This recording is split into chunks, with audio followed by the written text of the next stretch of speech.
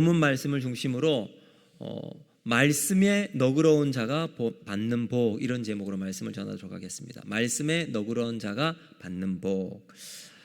여러분, 독일의 문학가 중에 아주 유명한 세계적인 작가가 있죠. 바로 괴테입니다. 괴테는 독일의 천재로 불리는 사람이었습니다. 그가 많은 작품을 남겼지만 그의 역대 아주 명작은 그가 60년 동안 그의 작품을 완성시킨 작품이 있습니다. 그 제목이 뭘까요? 파우스트라는 작품입니다. 근데 파우스트에 보면 여러 스토리가 있는데 여기 이런 말이 저는 제 기억에 남습니다. 뭐냐면 인간은 노력하는 한 방황한다. 아주 명문입니다. 인간은 노력하는 한 방황한다. 이게 무슨 의미냐면 여러분, 우리가 인간은 살아가면서 노력하잖아요. 애쓰잖아요. 최선을 다해서 내 삶의 어떤 목표를 살려나갑니다. 그런데 그때 뭐가 있어요? 시행착오를 늘 겪습니다. 실수하기도 하고 혼란스럽기도 하죠. 근데 그게 이상한 게 아니라 자연스러운 거다. 그래서 여기 나와 있는 이 방황을 정지나 실패가 아니라 더 나은 방향으로 나아가기 위한 탐색과 성장의 과정으로 보는 것이 좋은 모습이다라고 이제 많은 사람들이 이 글을 해석을 합니다. 근데 저는 이 글을 보면서 이렇게 생각이 들었어요. 인간의 노력은 하면 할수록 우리가 막 지성이 올라가고 뭔가 문명이 발전하는 것 같지만 결국 우리의 인생의 길을 잡아주는 것은 우리가 하나님 안에 있을 때 진정한 길, 진리에 이르게 된다. 그래서 여러분, 오늘 이 괴테가 얘기했던 인간이 노력하는 한 방황한다, 이 말은 참 옳은 말이다라는 생각이 듭니다. 여러분, 많은 평론가들이 이 괴테의 작품의 배경을 성경이라고 말합니다. 그럼 파우스트 역시 욥기와 아가서를 배경으로 이 글을 썼다라고 이야기를 해요. 그래서 여러분, 유럽의 역사를 쭉 살펴볼 때 성경이 빠지고서는 유럽의 역사가 이루어질 수가 없습니다. 여러분, 이 유럽의 이 기독교 문화, 기독교 이 신앙이 들어가게 된 시발점이 누구예요? 바로 바울입니다. 바울이 전한 복음이 유럽의 1000년의 역사를 만들었습니다. 자, 오늘 본문의 배경을 보면 바울과 실라가 데살로니가에 있다가 쫓겨나게 돼요. 유대인의 극심한 박해와 위협을 피해서 밤중에 급하게 옮깁니다. 도망갈 수밖에 없었어요. 그래서 무려 100km나 떨어져 있는 베레아 지역으로 옮겨가게 됩니다. 그럼 원래 사실 바울과 실라는 데살로니가 지역에 더 머물고 싶어 했습니다. 여러분, 데살로니가 교회가 참 신실했거든요. 바울을 끝까지 도와주었던 교회 중에 하나가 바로 데살로니가였습니다. 그래서 교우들에게 말씀을 더 잘 전하고 복음을 알려주기 위해서 정말 열심히 해보고 싶었지만 불량배까지 동원한 유대인들의 그것 때문에 결국은 더 이상 머물 수가 없게 되었습니다. 그래서 캄캄한 밤 아무도 없는 야음을 틈타 도망갈 수밖에 없었어요. 자, 그렇게 밤길을 걸어서 바울과 실라, 함께했던 믿음의 청년 디모데, 그리고 누가까지 함께 베레아에 도착하게 되었습니다. 자, 그런데 놀라운 일이 일어나죠. 쫓기듯 도착한 이 베레아에서 데살로니가보다 훨씬 말씀 전하는 은혜가 넘치게 돼요. 여러분, 복음의 내용이 바뀐 것도 아니고요, 말씀을 전하는 사람도 달라진 것이 아닙니다. 무엇이 달랐을까요?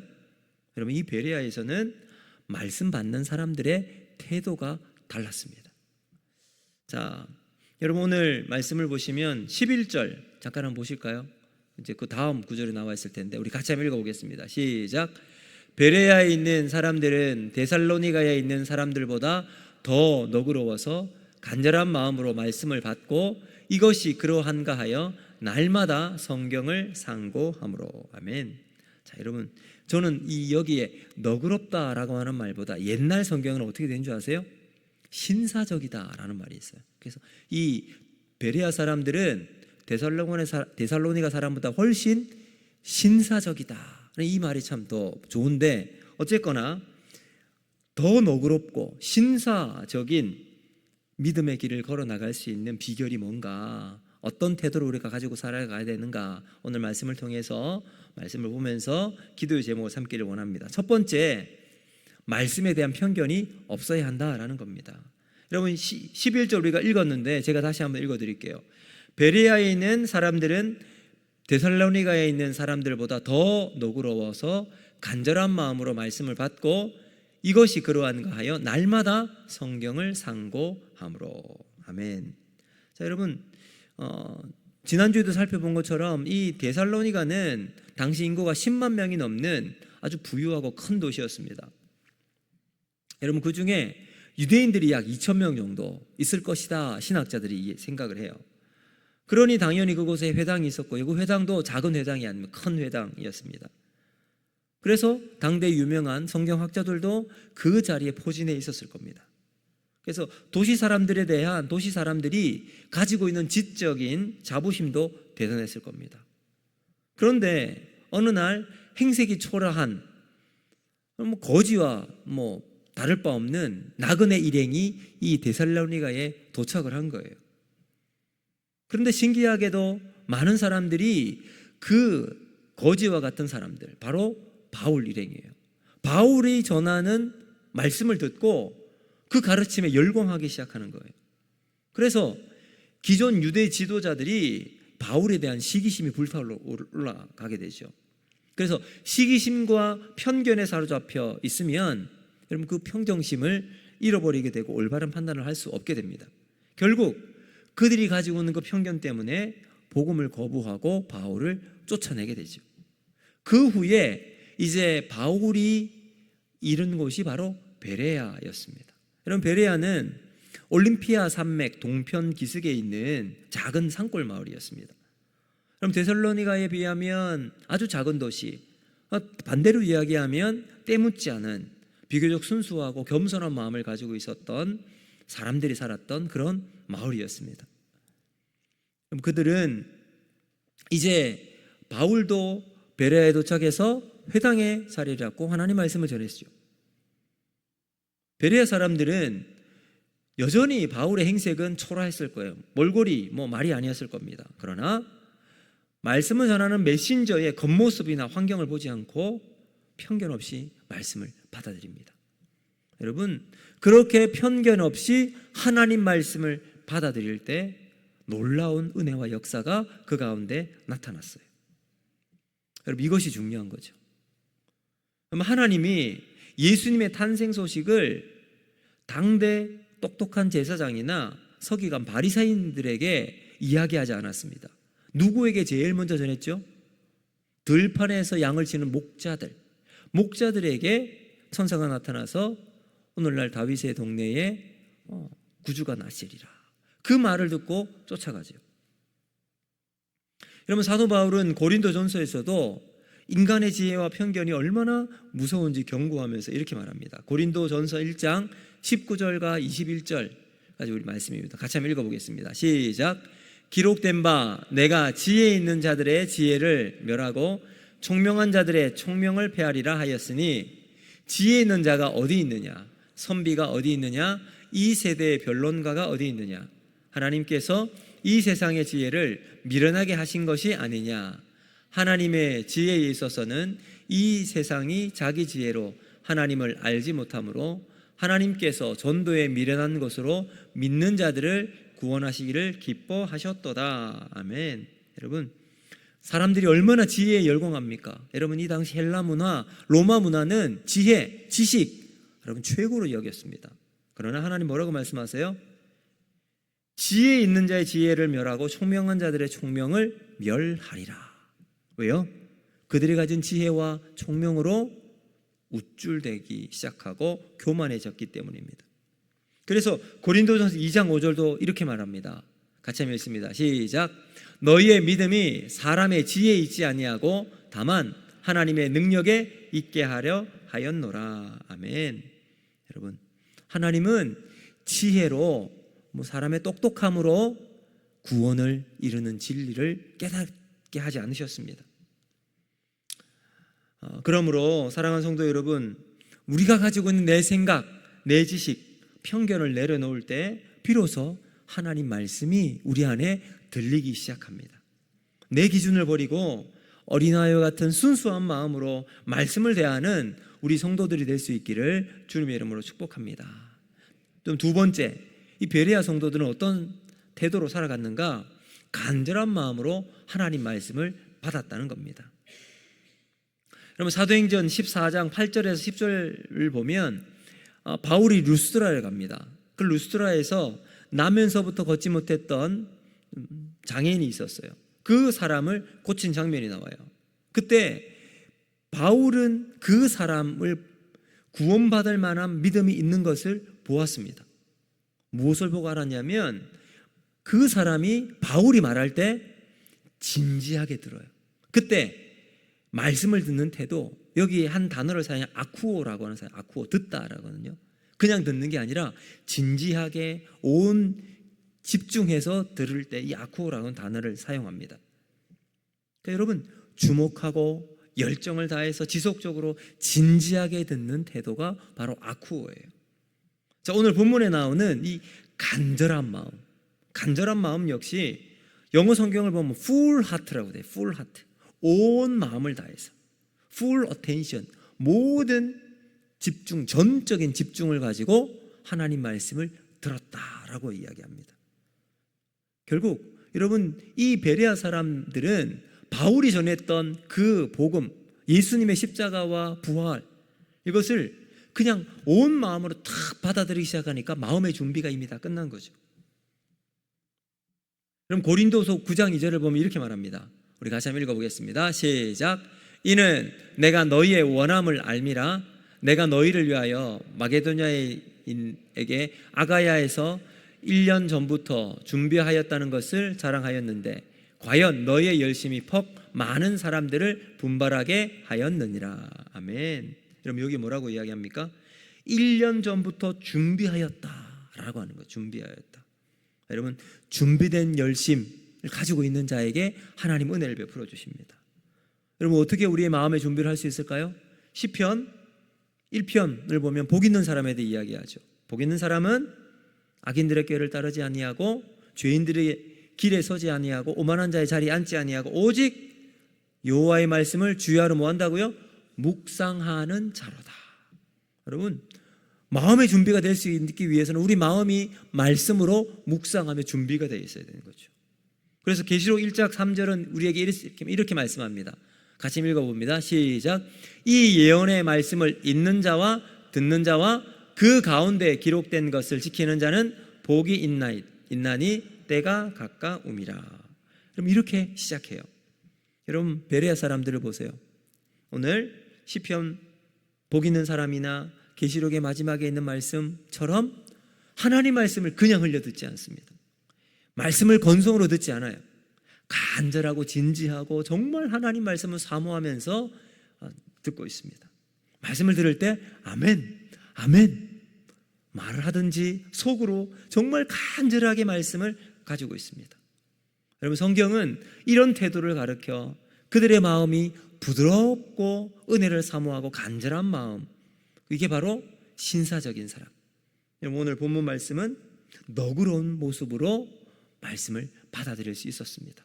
여러분, 오늘 우리도 하나님 말씀을 정말 사모하고 진지한 마음으로 그 심령을 가지고 말씀을 대하는 저와 여러분이 되기를 주님의 이름으로 축복합니다. 그러면 우리의 신앙도 깊어지고 주의 은혜가 우리에게 임하게 될 줄로 믿습니다.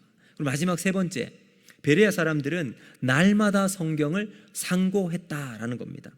우리 다시 한번 우리 11절 말씀 읽어볼까요? 11절 시작. 베레아에 있는 사람들은 데살로니가에 있는 사람들보다 더 너그러워서 간절한 마음으로 말씀을 받고 이것이 그러한가 하여 날마다 성경을 상고함으로. 아멘. 여러분, 여기 상고하다라고 하는 말은 헬라어를 보면 아나크리노라고 하는 말을 써요.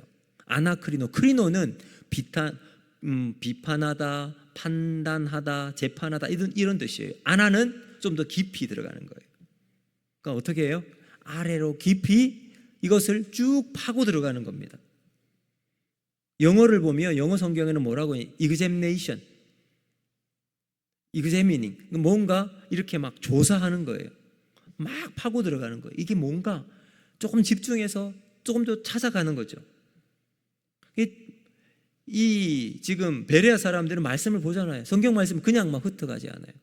여러분, 우리가 성경이 달고 재미있으면 뭐 성경이 진짜 막 재미있어서 이것도 찾아보기 시작하고 내가 이전에 좀 전에 이 구절과 어떻게 연관이 있는가 찾게 돼요. 이 베레아 사람들이 그렇게 말씀을 진지하게 묵상하며 상고했다라고 이야기합니다. 그럼 자신에게 말씀이 적용되어지고 진지하게 바라볼 수 있게 되었다는 거죠. 여러분, 고린도전서 2장 13절과 14절은 우리에게 이렇게 말씀합니다. 우리 같이 한번 읽어보겠습니다. 시작.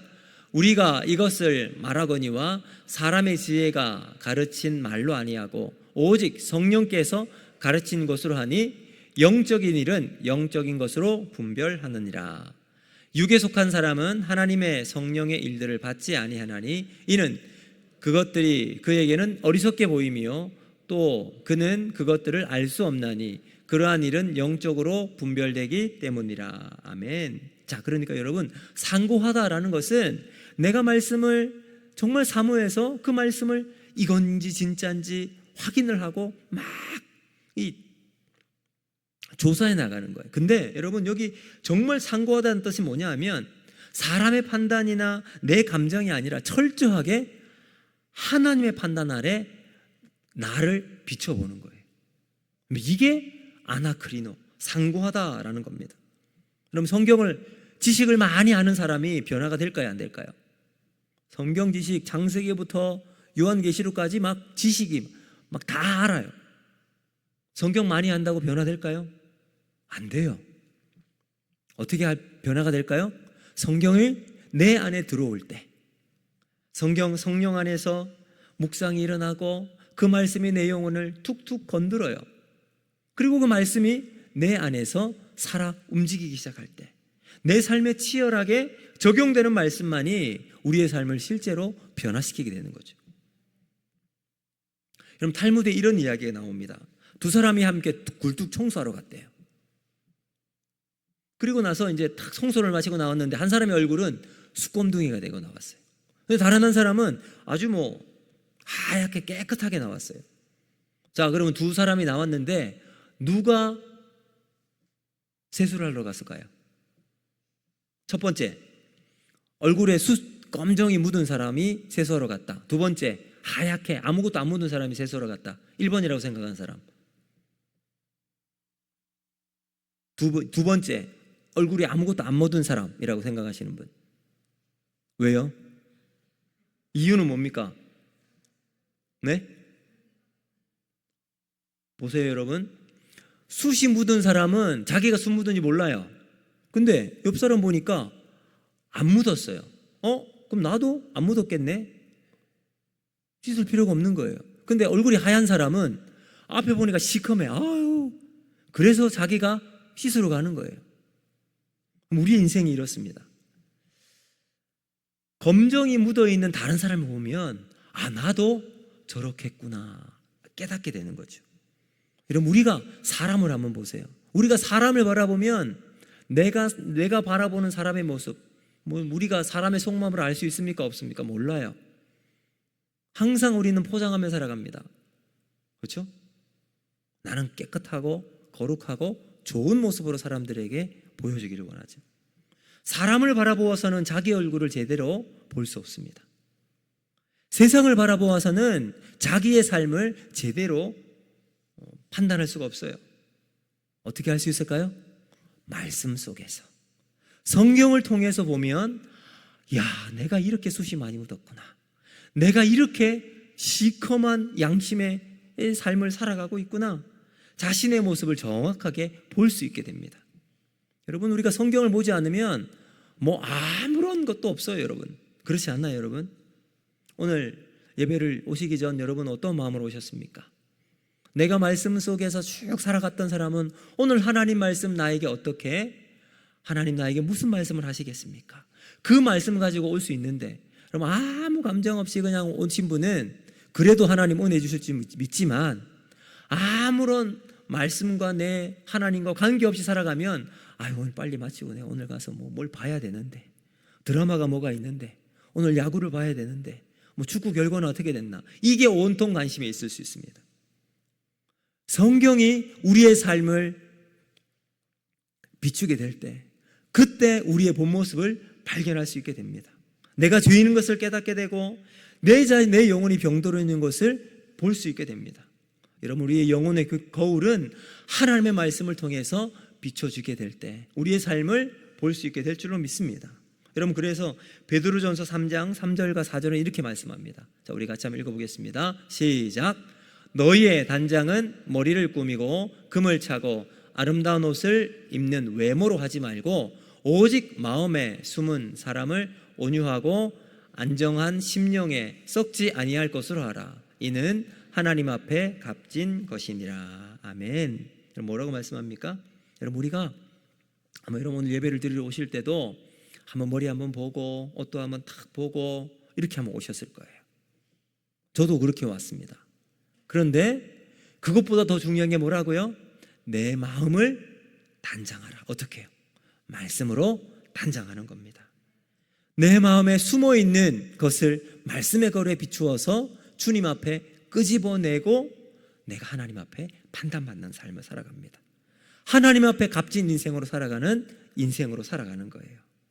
오늘 우리 그리스도인들이 날마다 우리의 모습을 거울 앞에 단장하는 것처럼 우리의 영혼을 가꾸기 위해서 날마다 하나님 말씀, 영혼의 거울 앞에 날마다 서 나가는 저와 여러분이 되기를 주님 여러분 축복합니다. 여러분, 그럴 때 우리의 삶의 변화가 일어나기 시작하는 거죠.